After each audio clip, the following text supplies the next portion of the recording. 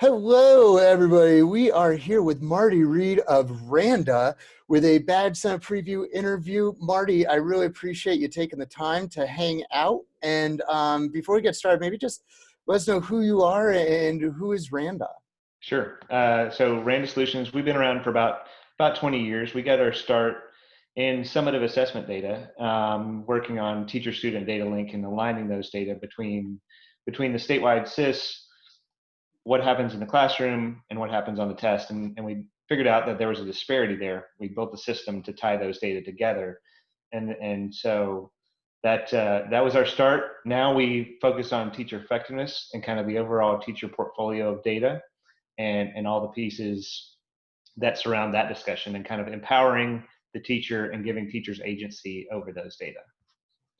Yeah, and on that piece of empowering teachers, give them agency, something that I have heard you speak about is, the focus on kind of formative data pieces that go into informing, who this teacher is in, the narrative of their efficacy as in teaching and learning. Right. So an interesting how we actually built out our overall teacher effectiveness platform was we built a formative assessment tool whenever the iPad first came out. And whenever we built that tool, we went to a district, they said, this is great, we need an observation tool. So we went back and we retooled that into an observation tool. But that's always been part of our core thesis, is that there's a much broader discussion than the few data points that we currently look at from a teacher perspective, and how do we inform practice? How do we support that teacher? And so that's where we've headed into this new space of the teacher wallet, and kind of being able to give teachers an encapsulation of all their data and being able to carry that with them, and give them opportunity to collect those data. So I'll give you a quick high level overview of what that looks like. Yeah, please do. And, and for anybody who's watches, this is where we start to get to where I was really interested to talk to Marty on the badge summit front. What does, this have to do with badges? And, I think it looks like here you're going to tell us about some of the portability and verifiability that just is in just the lifeblood of the, digital badge credentialing space.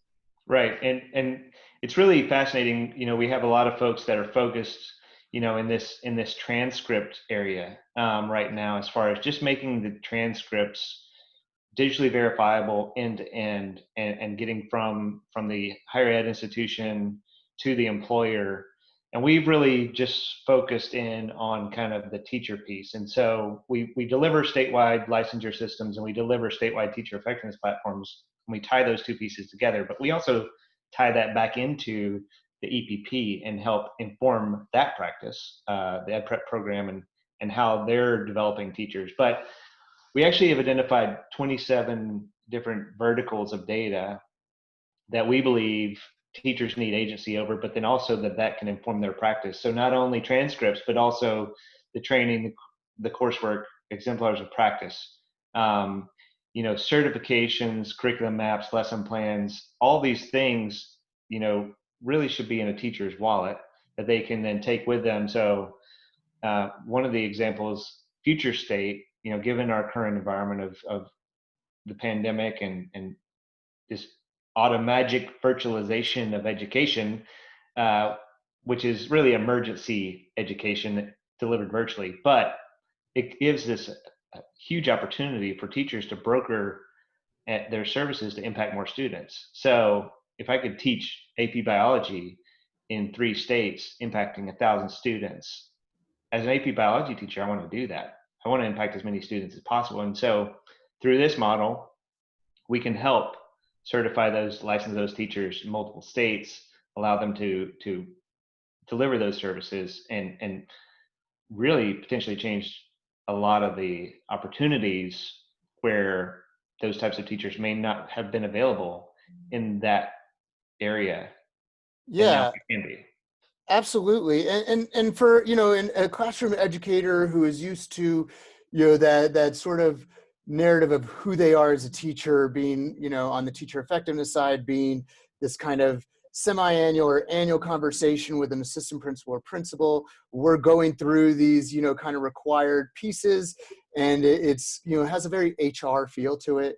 We're looking at maybe, some SLOs like you have on your graph here. We're looking at some test scores, and these handful of data points. And it just feels like something that's very much just kind of a process we're going through internally. But when you start to talk about teacher agency and the, example that you just offered, and this idea of a wallet, can you just sort of, for people who are kind of just not yet hearing these words and what we're talking about here, can you help them make the leap from this conversation we're used to that is very internal and ends up in a manila folder in a filing cabinet somewhere that never gets opened again, compared to where we're going with something like a wallet? Right. So it's very interesting when you kind of expand the conversation beyond the core data points that we've used in the past, and we really think about empowering the teacher with the data rather than putting the data upon them. So we've Hmm. had a number of cases in our experience where the higher level of visibility, the higher level of ownership with teachers and that data has more impact in the classroom versus there's a black box that kicks out some number, and that's how I'm rated as a teacher. What we believe is that you look at the entire picture of the teacher and you can see and tease out these unique little pieces. So one example I often use is the idea of, if you take one district we were chatting with, we took observation data, we took professional development, we took value added growth, and I went into a room of district administrators and said, your highest growth teachers take Dibble's training. And the psychometrician stood up and said, Dibble's training has nothing to do with student performance, student outcomes, and walked out of the room. That was the end of the conversation. But Hmm. that was 5 years ago. Now you say that same thing and they perk up and say, that's interesting, a higher level of ownership and knowledge on technology does make a teacher more impactful. They can leverage more tools, they can do more things. So, but teasing out these unique little perspectives, uh, and the idea of a wallet is that it exists independent of any given system. So the teacher owns it, they can carry it, they can deliver it, and it can be verified end to end. So if I am human resources in a district and we find that Google Classroom certification is hugely impactful for successful teachers, this data can then say, not only do they have a license in this state and these credentials, but they also do have this Google Classroom certification. And so being able to discreetly look at these data points is becoming more and more valuable as we kind of look at the changing landscape of education. Totally. And that can you just talk a little bit about the ownership piece and the portability piece that goes into this idea of a wallet? Yeah. So we actually allow the teacher to post all their data to a blockchain architecture, and so that means that once it's posted to the chain, nobody can change it, and it is verifiable forever. So that gives them independence. So we have a lot of situations where teachers leaving one district to go to another, they say, hey, can I still have access to my Google Drive for a while? Maybe not. I need my lesson plans to take with me. Maybe not. How do I move those from here to there? Providing a wallet architecture says, click this button, it posts all your data to that chain, to that wallet, and then you have that forever. And so that's it's really unique concept, but we're actually much further along in people understanding what that means. And so then I need to deliver it to the next place. I need to tell them that I have this Google certification, that these are my lesson plans and curriculum maps. I can then just click a button and say, I want to deliver this data to this district, and then it says, okay, great, we've done that, and now let's verify that everything is true and correct. And onboarding a new teacher becomes way faster. So instead of having your HR folks have to go through all these pieces and parts and go back to the EPP and get the transcript, and they have to go and make sure that you've provided all the documentation around Google and so on and so forth. It's click this button.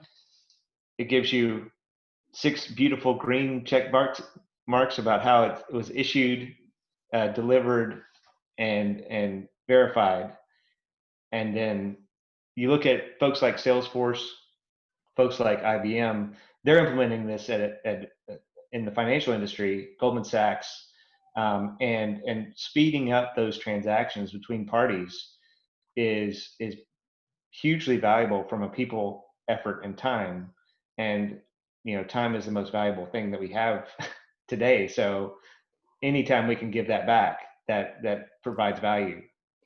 Yeah, and one final thing that I think that, I look at this and kind of get excited about on the teacher side is also, when we think about, when I left a school district, I was curious, I requested my HR folder, and, there were things I'd signed in there were documents, but that over 10 years, I had done some things I was really proud of, and none of it was in my file. Right. And, would a teacher be wrong to look at this and say, wait, like, I could be, those letters that students gave me at the end of the year, I could be taking pictures of those and including them in my wallet, that, these things that I think really speak to the, not just the Blooms, but the Maslows, that I am really great at these things. And I have the ability to, take ownership of making that a part of, how I'm viewed as a professional and my own effectiveness. That's exactly right. I mean, you look at the bucket, the exemplars of practice.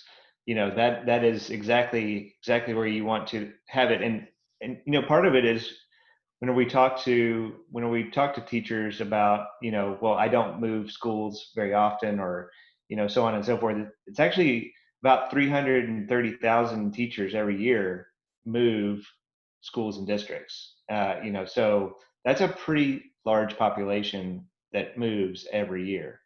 And while we think it's very small, that's it.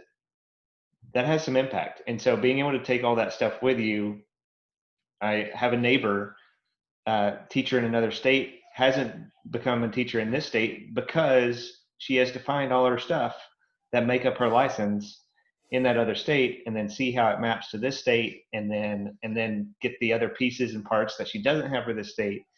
And then a year or a month later, she can become a teacher, and then she can go look for a position. Okay, well, let's take all that and just make it one day and 2 transactions. That all of a sudden you have a teacher, highly qualified, being able to be put into a classroom. And if you think about teacher shortage, part of the teacher shortage challenge is simply onboarding. And so if we can Hmm. help onboard faster and more efficiently, making barriers to entry for teachers that much lower, you get a lot more high quality educators.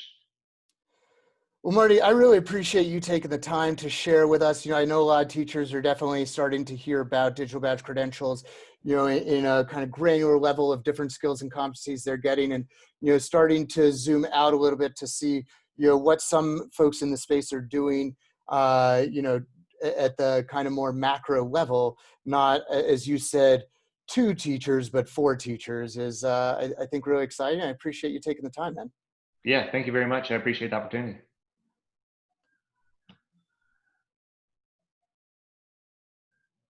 Um,